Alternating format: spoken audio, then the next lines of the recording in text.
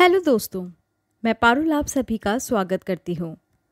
Hindi cinema की सदाबहार actress रेखा का जीवन काफ़ी उतार चढ़ाव भरा रहा।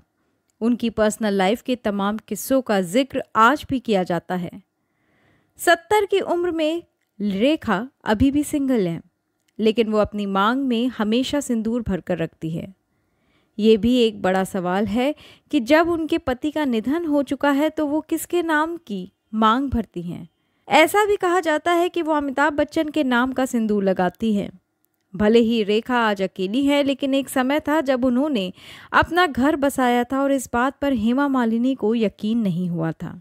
साल 1990 में रेखा ने बिजनेसमैन मुकेश अग्रवाल से शादी की थी। रेखा बेहद खूबसूरत अदाकारा और मुकेश एक आम से दिखने वाले इंसान थे। ऐसे में रेखा को पहली नज़र में वो पसंद नहीं आए थे, लेकिन जैसे जैसे दोनों ने साथ में वक्त बिताया, रेखा को मुकेश पसंद आने लगे और फिर उन्होंने शादी कर ली। रेखा शादी के बाद हेमा मालिनी से मिलने उनके घर गईं और हेमा मालिनी को यकीन ही नहीं हुआ। यासिर उस्मान ने रेखा पर जो किताब लिखी है उसमें एक किस्सा है कि रेखा ने जुहू के एक मंदिर में मुकेश से शादी की थी और वहां से वो सीधे हेमा मालिनी के घर गई थी, जहां धर्मेंद्र भी मौजूद थे। रेखा के पति को देख हेमा मालिनी ने तमिल में उनके कान में धीरे से पूछा, अब तुम ये मत कहना कि तुमने इस आदमी से शादी कर ली है। रेखा ने बताया कि उन्होंने सच में शादी कर ली है। इसके बाद हेमा ने उनसे पूछा था, बहुत अमीर है क्या ये? रेखा ने इसका कोई जवाब नहीं दिया।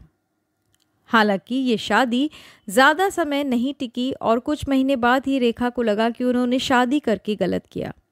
रेखा को लगने लगा था कि मुकेश उन्हें ट्रॉफी की तरह इस्तेमाल कर रहे हैं। बताया जाता है कि दोनों के बीच दूरी आने लगी थी। वो दिल्ली रहते थे और रेखा उनके पास आया जाया करती थी। मगर कुछ समय बाद ये सब खत्म हो गया और रेखा ने मुकेश का फ़ोन उठाना भी बंद कर दिया। फिर मुकेश अपने भाई भाभी के साथ मुंबई पहुंच गए और एक होटल में रुके। उन्होंने रेखा से बात करने की बहुत कोशिश की, मगर ऐसा नहीं हो पाया। इसके बाद वो रेखा के बैंड स्टैंड वाले घर गए तो पता चला वहाँ कोई नहीं था।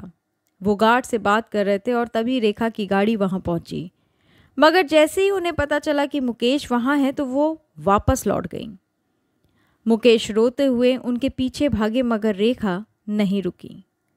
मुकेश अग्रवाल ने शादी के 6 महीने बाद आत्महत्या कर ली थी। इसका कारण उनका डिप्रेशन में होना बताया जाता है।